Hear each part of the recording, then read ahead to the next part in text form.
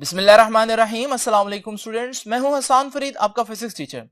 Students, आज का हमारा आर्टिकल है आरसी सर्किट। इससे पहले हम जो सर्किट्स पढ़ते थे उसमें सिर्फ एक सर्किट एलिमेंट होता था, या सिर्फ रेजिस्टर लगा होगा, या सिर्फ कैपेसिटर, या सिर्फ इंडक्टर लगा होगा। लेकिन आज का जो हमारा लेक्चर है उसमें हम दो सर्किट एलिमेंट्स एक साथ लगाएंगे सर्किट के अंदर, यानी कि रेजिस्टर भी होगा और कैपेसिटर भी होगा। तो आइए स्टूडेंट स्टार्ट करते हैं आज का लेक्चर। स्टूडेंट्स, अगर आप इसी लेक्चर को आपकी बुक में देखें तो आपकी बुक में कोई किसी किस्म की हेडिंग्स वगैरह नहीं है, जिसकी वजह से बच्चों को इसको as a long question attempt करते हुए बहुत मुश्किलात होती हैं। इसलिए मैंने पहले ही आप लोगों के सामने यहां पर कुछ हेडिंग्स दी हैं ताकि आप लोग इसको एज ए लॉन्ग क्वेश्चन लिखते हुए दिक्कत महसूस ना करें। अब स्टूडेंट्स, सबसे पहले तो आप लोगों को यह बताना है कि भाई आरसी सर्किट होता क्या है। तो आरसी सर्किट सिंपल क्या है, अगर मेरे पास एक एसी सोर्स हो और इस एसी सोर्स के साथ मैं एक रेजिस्टर और साथ एक कैपेसिटर भी अटैच कर दूं, तो इसमें रेजिस्टर जिसकी रेजिस्टेंस आर है और कैपेसिटर जिसकी कैपेसिटेंस सी है, मैंने अटैच कर दिया है, कनेक्ट कर दिया इस एसी सोर्स के साथ। इसे हम कहेंगे स्टूडेंट्स ये एक आरसी सर्किट है। तो what is an RC circuit, सबसे पहले आपको डिफाइन करना पड़ेगा।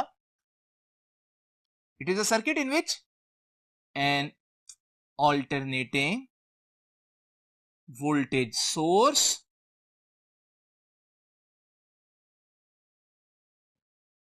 is connected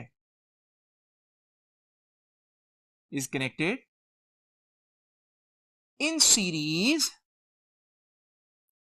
with a resistor and capacitor। तो ये एक ऐसा सर्किट होता है जिसमें आप एसी सोर्स के साथ एक रेजिस्टर और एक कैपेसिटर जो है वो कनेक्ट करते हैं। अब इसकी सर्किट डायग्राम कैसी होगी, डेफिनेटली स्टूडेंट्स आप इसको बड़ी आसानी से बना सकते हैं। ये है हमारा एसी सोर्स, और इस एसी सोर्स के साथ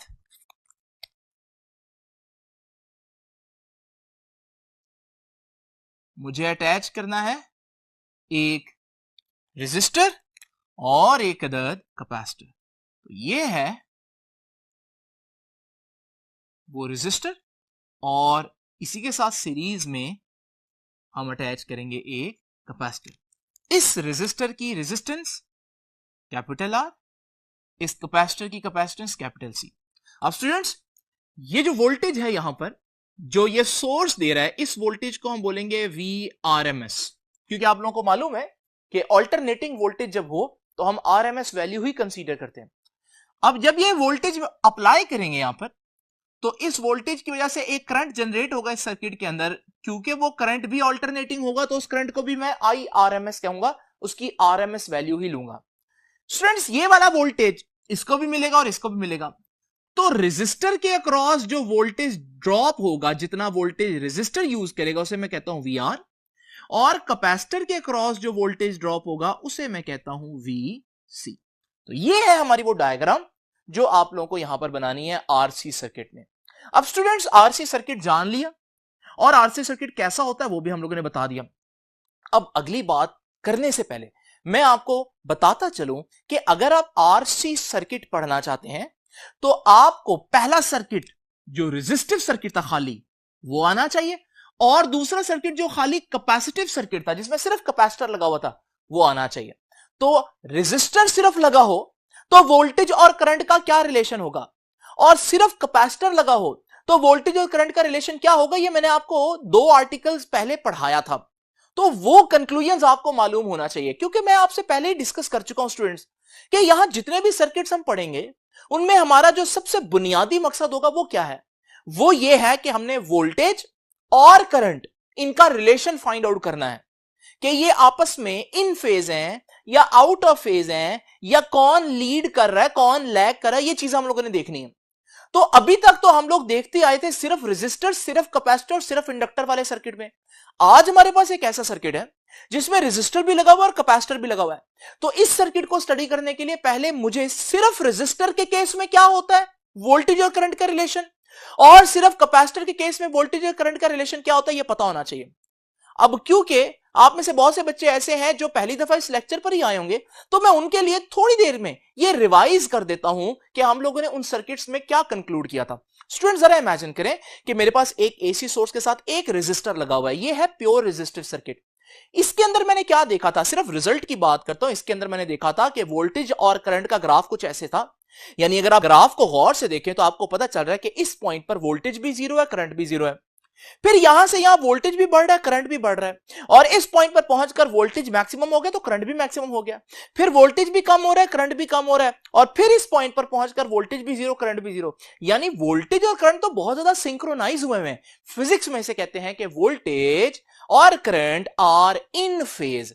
तो प्योर रेजिस्टिव सर्किट में वोल्टेज और करंट क्या होते हैं, इन फेज होते हैं। अब स्टूडेंट्स याद रखिएगा, जब मैंने वेक्टर्स में रिप्रेजेंट करना हो ना इन फेज, यानी मैंने ये बताना हो कि वोल्टेज और करंट इन फेज है वेक्टर के जरिए, तो कैसे बताऊंगा, याद रखिएगा मैंने वोल्टेज का वेक्टर बना दिया, और क्योंकि करंट वोल्टेज के वेक्टर के साथ इन फेज है तो मैं करंट को उसी डायरेक्शन में, जिस डायरेक्शन में वोल्टेज था उसी डायरेक्शन में ड्रॉ करूंगा। तो अगर दो वेक्टर्स आपको इस तरह से नजर आए चैप्टर 16 के अंदर, तो इसका मतलब मैं क्या बताना चाह रहा हूं कि वो जो दोनों वेक्टर जिन क्वांटिटीज को रिप्रेजेंट करते हैं वो क्वांटिटीज इन फेज हैं। इन फेज का मतलब वो एक साथ जीरो होती हैं, एक साथ बढ़ती हैं, एक साथ मैक्सिमम होती हैं, एक साथ कम होती हैं, एक साथ नेगेटिव होती हैं। इसे बोलते हैं इन फेज होना। तो याद रखिएगा, अगर मैं इन फेज बताना चाहता हूं तो मैं दोनों वेक्टर्स को एक साथ बनाऊंगा। अच्छा, दूसरी बात, आप लोग देख रहे हैं कि मेरे पास जो आज सर्किट है उसमें थोड़ी देर के लिए अगर मैं कैपेसिटर को भूल जाऊं तो बाकी रेजिस्टर नहीं रह जाएगा। और रेजिस्टर की तो सारी कहानी वही है जो मैंने आपको बताई कि वोल्टेज और करंट इन फेज होंगे तो उनके वेक्टर्स पैरेलल ड्रॉ होंगे। तो स्टूडेंट्स मैं एक काम करता हूं, मैं यहां पर थोड़ी देर के लिए आपके सामने ये करंट और यूं वोल्टेज को बना देता हूं। और याद रखिएगा स्टूडेंट्स, ये किसके केस में है, रेजिस्टर के केस में। ये वही कंक्लूजन है जो मैंने भी आप लोगों के सामने किया।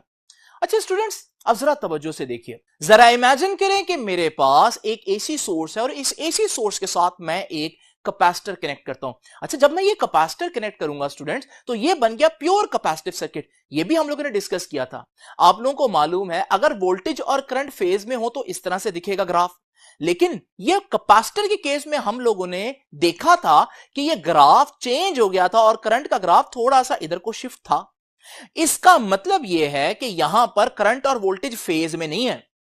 तो फिर यह क्या रिलेशन कहलाएगा, अगर आप गौर से देखें इस पॉइंट पर वोल्टेज तो जीरो है, लेकिन करंट को देखिए, करंट अपनी मैक्सिमम वैल्यू पर पहुंचा हुआ है।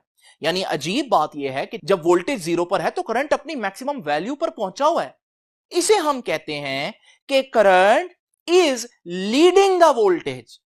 लेकिन कितना लीड कर रहा है, तो मैंने बताया था leading the voltage bye 90 degree. अब ये 90 डिग्री कहां से आया स्टूडेंट्स, ये आप लोगों ने वहां पर देखना है, लेक्चर को कंप्लीटली देखेंगे तो समझ में आएगा। तो बस ये आप लोग याद रखिएगा, हम यहां पर कहेंगे क्योंकि जिस पॉइंट पर वोल्टेज जीरो है, करंट मैक्सिमम पर पहुंचा हुआ है, तो हम कहेंगे current is leading the voltage bye 90 degree. अच्छा, मैं उल्टा भी कह सकता हूं, यहां पर तो ये कह रहा हूं ना कि करंट लीड कर रहा है वोल्टेज को, यानी कि करंट आगे चल रहा है वोल्टेज से। वोल्टेज अभी जीरो थी, करंट मैक्सिमम पर पहुंच चुका है। मैं उल्टा भी कह सकता हूं, मैं ये कह सकता हूं कि वोल्टेज जो है वो करंट से पीछे रह गई है, क्योंकि अगर करंट आगे चला गया, लीड कर रहा है, तो वोल्टेज पीछे रह जाएगी। इसको मैं यूं कहूंगा कि voltage is lagging behind the current by 90 degree. तो स्टूडेंट्स, ये जो आखिरी स्टेटमेंट मैंने बोली है इसको अब जरा जहन में रखना है आप लोगों ने। अब जरा इमेजिन करें, अगर तो करंट और वोल्टेज फेज में होते तो मुझे मालूम है उनके वेक्टर्स को बिल्कुल सीधे ड्रॉ करना है। लेकिन आप लोग देख रहे हैं यहां पर मैंने क्या डिस्कस किया, voltage lags the current by 90 degree, voltage 90 degree पीछे रह गई है। इसको कैसे ड्रॉ करेंगे, आप वोल्टेज का वेक्टर 90 डिग्री क्लॉकवाइज रोटेट कर दें। जो ये नई डायग्राम बनी है ये क्या बता रही है, ये बता रही है वोल्टेज 90 डिग्री लैग कर रही है करंट से, यानी कि voltage lags behind the current by 90 degree. ये डायग्राम गौर से देखें, ये डायग्राम मैं आपके सामने यहां पर बनाने लगा हूं। तो अगर मेरे पास सिर्फ कैपेसिटर होता तो फिर क्या सिचुएशन होती, फिर सिचुएशन ये थी कि करंट ऐसे और वोल्टेज क्योंकि लैग कर रहा है तो वो 90 डिग्री क्लॉकवाइज रोटेट करके बनाऊंगा। अब स्टूडेंट्स, ये तो थे इंडिविजुअल सर्किट्स जो मैंने आपको अलग-अलग पढ़ाए थे। आज के सर्किट में सिर्फ रेजिस्टर नहीं है तो मैं ये कंक्लूजन नहीं कर सकता, सिर्फ कैपेसिटर नहीं है मैं ये कंक्लूजन भी नहीं कर सकता, बल्कि रेजिस्टर और कैपेसिटर दोनों है। इसका मतलब मुझे अब यहां पर इनको कंबाइन करना पड़ेगा, यानी कि ये दोनों कॉन्सेप्ट्स, रेजिस्टर के केस में फेज वाला और कैपेसिटर के केस में वोल्टेज का लैग करने वाला कॉन्सेप्ट, इसको इकट्ठा करना है। अब ये दोनों ग्राफ जो रेजिस्टर और कैपेसिटर के मैंने भी आप लोगों को दिखाया यहां पर, अब मैं इनको इकट्ठे कैसे करूंगा स्टूडेंट्स? आप लोग देख रहे हैं दोनों ग्राफ में एक बात कॉमन है, इस ग्राफ में भी करंट हॉरिजॉन्टल यानी एक्स एक्सिस में और इस ग्राफ में भी करंट हॉरिजॉन्टल यानी कि एक्स एक्सिस में। तो मैं क्या करता हूं, तो मैं इन दोनों ग्राफ को स्टूडेंट्स कुछ इस तरह से इकट्ठे करूंगा, कंबाइन करूंगा कि मैं दोनों में देख रहा हूं करंट कॉमन है, तो मैं करंट को एक ही रेफरेंस लाइन बना देता हूं। तो ये देखिए ये ग्राफ हो गए इकट्ठे। अब आप देख रहे हैं जो रेजिस्टर वाली वोल्टेज है वो करंट के साथ अगर मैं देखूं तो पैरेलल है ना, तो रेजिस्टर वाली वोल्टेज करंट के साथ फेज में। लेकिन अगर मैं थोड़ी देर के लिए रेजिस्टर वाली वोल्टेज को भूल जाऊं और कैपेसिटर वाली वोल्टेज को देखूं तो कैपेसिटर वाली वोल्टेज जो है वो करंट के साथ लैग कर रही है 90 डिग्री। तो दोनों बातें जो अलग-अलग ग्राफ में थी अब एक ही ग्राफ में आ गई हैं। तो ये ग्राफ भी मैं आपके सामने बना देता हूं। तो करंट दोनों में सेम है। भला क्यों सेम है ये भी आप पूछ सकते हैं मेरे से, क्योंकि रेजिस्टर और कैपेसिटर सीरीज में कनेक्टेड है। देखिए सीरीज बोला हुआ मैंने, और जब दो चीजें या तीन चीजें या जितनी भी हो सीरीज में कनेक्टेड हो तो सीरीज की निशानी ये है कि करंट सारे एलिमेंट्स में से सेम पास करता है। तो जो करंट पास करेगा इसमें से वही करंट पास करेगा इसमें से। इस वजह से मैंने करंट को क्या कर दिया, ये देखिए करंट की रेफरेंस लाइन बना दी। और जैसे कि मैंने आपको बताया कि यहां करंट जो है वो आरएमएस वैल्यू लूंगा, तो ये क्योंकि अल्टरनेटिंग करंट है। अब इस करंट के साथ रेजिस्टेंस की जो वोल्टेज है वो तो पैरेलल है, फेज में है, तो मैं इसके साथ ये बना रहा हूं रेजिस्टर की वोल्टेज। ये आ गई पहले वाला ग्राफ। अब मैं करंट इसका बनाना है तो इसका करंट वो ही समझूंगा, ये जो मैंने बनाया वो ब्लैक लाइन। लेकिन उस करंट के साथ कैपेसिटर की वोल्टेज क्या करती है, लैग करती है 90 डिग्री। तो कैपेसिटर की वोल्टेज को मैं यहां पर 90 डिग्री क्लॉकवाइज बनाऊंगा। स्टूडेंट्स ये है हमारे पास नया ग्राफ। अच्छा ये ग्राफ कोई नई चीज नहीं है, उन्हीं दोनों ग्राफ की इंफॉर्मेशन जो अलग-अलग मौजूद थी एक ही ग्राफ में मैंने ऐड कर दिया। अब स्टूडेंट्स आप लोग जानते हैं कि हमारा किसी भी सर्किट को पढ़ने का चैप्टर 16 के अंदर बेसिक मकसद क्या है, करंट और वोल्टेज का रिलेशन फाइंड आउट करना। देखिए करंट तो है लेकिन वोल्टेज कौन सी, यहां रेजिस्टर के अक्रॉस वोल्टेज VR है जिसको मैंने यू शो किया, कैपेसिटर के अक्रॉस वोल्टेज VC है जिसको मैंने यू शो किया। तो मैं कौन सी वोल्टेज लूं, मैं टोटल वोल्टेज लूंगा स्टूडेंट्स। और टोटल वोल्टेज सोर्स की कितनी है, VRMS। तो मुझे VRMS और IRMS का रिलेशन चाहिए, यानी कि मैं करंट और वोल्टेज को कंपेयर करना चाहता हूं, उनका रिलेशन बिल्ड करना चाहता हूं। लेकिन कौन सा वोल्टेज, VRMS, और वो यहां पर तो नहीं है, ये VR है ये VC है, तो वो इन दोनों वोल्टेज का वेक्टर सम होगा। अब वेक्टर सम कैसे लेते हैं स्टूडेंट्स, जरा यही जो डायग्राम है इसको गौर से देखें। ये जो हमारे पास VC है, अगर मैं थोड़ी देर के लिए इसको हेड टू टेल रूल बनाने के लिए इधर ले जाऊं तो अब आप देखें कि VR का जो हेड है वो VC के टेल से कनेक्टेड है, यानी ये हेड टू टेल जुड़े हुए। और हेड टू टेल जब चीजें जुड़ी हो तो उनका रिजल्टेंट कैसे निकलता है, फर्स्ट की टेल से लास्ट के हेड पर अगर आप ड्रॉ करें तो ये आ जाएगा इसका रिजल्टेंट। तो याद रखिएगा ये जो रिजल्टेंट आया है ये है VRMS, यानी VR और VC की कंबाइन वोल्टेज। तो स्टूडेंट्स ये देखिए हमारे पास ये जो VC है, आपने देखा मैं इसको थोड़ी देर के लिए इधर ले गया था और उसके बाद पहले की टेल से आखिरी के हेड पे मैंने वेक्टर ड्रॉ किया। और स्टूडेंट्स ये है नया वेक्टर, ये है स्टूडेंट्स टोटल वोल्टेज VRMS। तो स्टूडेंट्स आप लोगों ने देखा कि ये जो VRMS है ये हमारे पास टोटल वोल्टेज है, ये दो वोल्टेजेस का वेक्टर सम है। अब स्टूडेंट्स हमारा क्या काम है किसी भी सर्किट में, वोल्टेज और करंट का रिलेशन फाइंड आउट करना। टोटल वोल्टेज ये है, टोटल करंट ये है। अगर आप इसी डायग्राम को थोड़ी देर के लिए यहां पर बनाएं और इसमें से VR और VC को हटा लें तो आपके पास IRMS रह गया और VRMS रह गया। अब अगर आप गौर से देखें तो वोल्टेज अभी भी करंट से नीचे आ रहा है, क्लॉकवाइज डायरेक्शन में आ रहा है।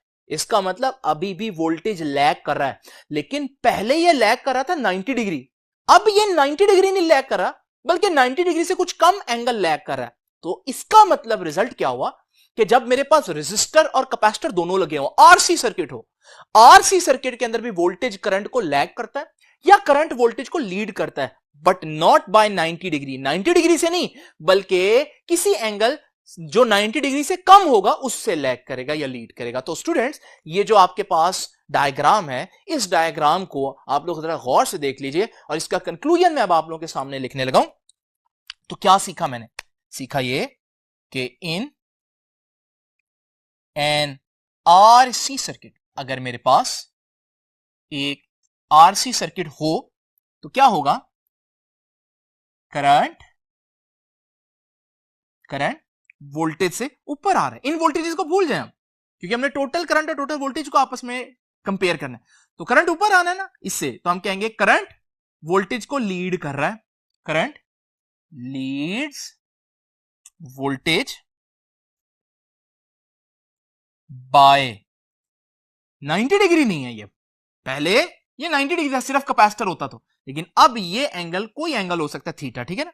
तो voltage by some angle theta. अच्छा, ये थीटा के बारे में यहां लिख देता हूं कि ये थीटा जीरो नहीं हो सकता, ठीक है जी। ये थीटा जीरो नहीं हो सकता, क्योंकि जीरो तो प्योर रेजिस्टर के केस में होता है ना, जब वोल्टेज और करंट पैरेलल हो जाते हैं तो एंगल जीरो हो गया। तो ये जीरो से ज्यादा होगा, थीटा 0 डिग्री से ज्यादा होगा, लेकिन 90 भी नहीं हो सकता क्योंकि वो प्योर कैपेसिटर के केस में।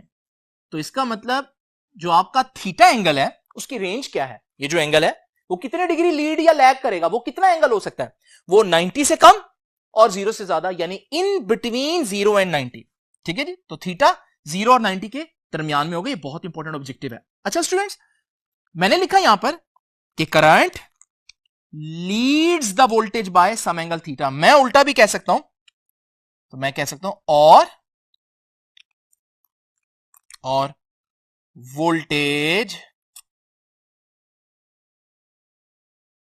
lags behind current by some angle theta। तो देखिए, मैं ये भी कह सकता हूं कि करंट वोल्टेज को लीड कर रहा है, मैं ये भी कह सकता हूं वोल्टेज करंट को लैग कर रहा है। एक ही बात है ना। अगर दो शख्स रेस में चल रहे हो तो मैं कहूंगा एक शख्स आगे चल रहा है, तो मैं ये भी कह सकता हूं दूसरा शख्स पीछे रह गया। तो स्टूडेंट्स, ये है लीड और लैग का मतलब। तो कंक्लूजन तो आ गया। कंक्लूजन जो है वो ना खाली रेजिस्टर वाला है, ना वो इन फेज है, ना वो खाली कैपेसिटर वाला है, ना ही वो 90 डिग्री से लैग कर रही है वोल्टेज, बल्कि अब आंसर दरमियान में है कि हमारे पास वो लैग तो कर रही है लेकिन बाय सम एंगल थीटा। अब ये एंगल थीटा कितना होगा ये भी हम डिस्कस करेंगे आज, लेकिन सबसे पहले हम डिस्कस करते हैं इंपीडेंस। आपको मालूम है रेजिस्टर का काम क्या है? अपोज करना। रेजिस्टर कितना अपोज करता है उसे हम बोलते हैं आर, रेजिस्टेंस। कैपेसिटर का असल काम क्या है? कैपेसिटर का असल काम है एनर्जी स्टोर करना, लेकिन कैपेसिटर भी अल्टरनेटिंग करंट को रोकता है। अच्छा, कैपेसिटर कितना रोकेगा? याद रखिएगा, उसे हम बोलते हैं कैपेसिटिव रिएक्टेंस, XC कहते हैं। तो यानी कि इस वक्त इस सर्किट में दो ऑपोजिशंस हैं, एक आर रेजिस्टर की ऑपोजिशन, एक कैपेसिटिव रिएक्टेंस XC कैपेसिटर की ऑपोजिशन। तो फिर करंट को टोटल ऑपोजिशन कितनी मिलेगी ये अब हम लोग कैलकुलेट करेंगे। और टोटल ऑपोजिशन जब बहुत से सर्किट एलिमेंट्स मिलकर दें तो उसी को कहते हैं स्टूडेंट्स इंपीडेंस। इसलिए हम लोगों ने हेडिंग क्या दी? Calculation for impedance. तो आइए अब हम इंपीडेंस कैलकुलेट करते हैं। याद रखिएगा इंपीडेंस क्या है? Combined opposition. याद रखिएगा, वैसे ये मैंने बताया हुआ है, कंबाइंड ऑपोजिशन। अगर एक से ज्यादा सर्किट एलिमेंट्स लगे हों तो सारों की कंबाइंड ऑपोजिशन। ये भी याद रखिएगा, इसका सिंबल क्या है? इसका सिंबल है Z। अब स्टूडेंट्स, ये कैसे डिराइव करेंगे हम? सबसे पहले तो आप लोग देखिए कि हमारे पास यहां पर ये एक ट्राइंगल बन रही है। ये VC है ना, इसको मैंने यहां ड्रॉ किया था, थोड़ी देर के लिए मैं यहां VC लिख देता हूं। ये जो ट्राइंगल है स्टूडेंट्स, इस ट्राइंगल को मैं आप लोगों के सामने यहां एनिमेट करता हूं। इस ट्राइंगल में अगर आप गौर से देखें तो ये एंगल थीटा है। थीटा के सामने वाला जो हमारे पास होता है वो होता है परपेंडिकुलर। तो ये साइड परपेंडिकुलर हुई। ये एंगल 90 है, 90 के सामने वाला जो है ना वो हमेशा हाइपोटेन्यूस होता है। तो फिर जो तीसरा बच गया वो बेस होगा। तो स्टूडेंट्स, यहां पर आप लोग देख रहे हैं कि हमारे पास एक राइट एंगल ट्राइंगल बन रही है, और इस राइट एंगल ट्राइंगल में आप लोग जानते हैं कि हम पाइथागोरस थ्योरम जो है वो अप्लाई कर सकते हैं। और पाइथागोरस थ्योरम क्या कहते हैं? Hypotenuse square is equal to perpendicular square plus base square. तो स्टूडेंट्स, ये मैं इस डायग्राम से पाइथागोरस जो है वो यहां पर आपके सामने लिखता हूं। तो अकॉर्डिंग टू पाइथागोरस थ्योरम हम क्या कह सकते हैं कि हाइपोटेनस किसी भी राइट एंगल ट्राइंगल में हाइपोटेनस का square is equal to base square plus perpendicular का स्क्वायर। अब हाइपोटेनस क्या है, जैसे कि मैं आपको बता चुका हूं कि यहां पर जो हाइपोटेनस बन रहा है वो ये वाली साइड बन रही है और ये साइड जो है वो तो VRMS है। इसका मतलब हाइपोटेनस क्या हुआ, VRMS, और उसका स्क्वायर आ जाएगा। अगर आप बेस देखें तो आप लोगों को पता चलेगा इस डायग्राम के अंदर जो बेस है वो तो VR है, तो हम यहां पर बेस के साथ VR लिख देते हैं और उसका स्क्वायर आ जाएगा। और फिर इसी तरह से अगर आप देखें जो परपेंडिकुलर है वो परपेंडिकुलर बेसिकली VC है, तो फिर यहां पर परपेंडिकुलर की जगह VC का स्क्वायर आ जाएगा। तो ये डायग्राम कुछ इस तरह से बन गई स्टूडेंट्स। अब आप लोग जानते हैं ओम्स लॉ क्या कहते हैं। According to Ohm's law V is equal to IR। आप इसको यूं ना पढ़े V is equal to IR, बल्कि आप पढ़ें कहीं पर भी वोल्टेज ड्रॉप बराबर होता है वहां करंट कितना है मल्टीप्लाई बाय वहां ऑपोजिशन कितनी है। याद रखिएगा ओम्स लॉ को यूं पढ़ें कि कहीं पर भी वोल्टेज ड्रॉप देखना हो कितना है तो वहां से कितना करंट गुजर रहा है मल्टीप्लाई बाय वहां कितनी ऑपोजिशन है। देखिए ये VR क्या है, ये है वोल्टेज ड्रॉप अक्रॉस रेजिस्टर। यहां जो वोल्टेज ड्रॉप हो रहा है रेजिस्टर के अक्रॉस, और वोल्टेज ड्रॉप निकालना तो क्या फॉर्मूला है, करंट मल्टीप्लाई बाय रेजिस्टेंस। देखें करंट तो सारे एलिमेंट्स में से IRMS पास करेगा क्योंकि कौन सा सर्किट है, ये सीरीज सर्किट है। साथ किससे मल्टीप्लाई करना है, ऑपोजिशन, क्योंकि मैं सिर्फ रेजिस्टर की बात कर रहा हूं और रेजिस्टर की ऑपोजिशन R रेजिस्टेंस होती है, तो ये VR की जगह मैंने ये लिख दिया। आगे चलते हैं स्टूडेंट्स। VC क्या है, voltage drop across capacitor, capacitor की वोल्टेज ड्रॉप, और वोल्टेज ड्रॉप बराबर होती है करंट इनटू ऑपोजिशन। अब करंट तो आप लोगों को मालूम है RMS होगा, ऑपोजिशन जब मैं कैपेसिटर की बात कर रहा हूं तो कैपेसिटर की जो ऑपोजिशन है मैं आपको पहले ही बता चुका हूं क्या होती है, XC, जिसे हम कैपेसिटिव रिएक्टेंस कहते हैं। तो यहां पर XC आ जाएगा कैपेसिटर की ऑपोजिशन। अब स्टूडेंट्स नेक्स्ट चीज, ये है VRMS, ये है टोटल वोल्टेज, तो ये भी V है ना,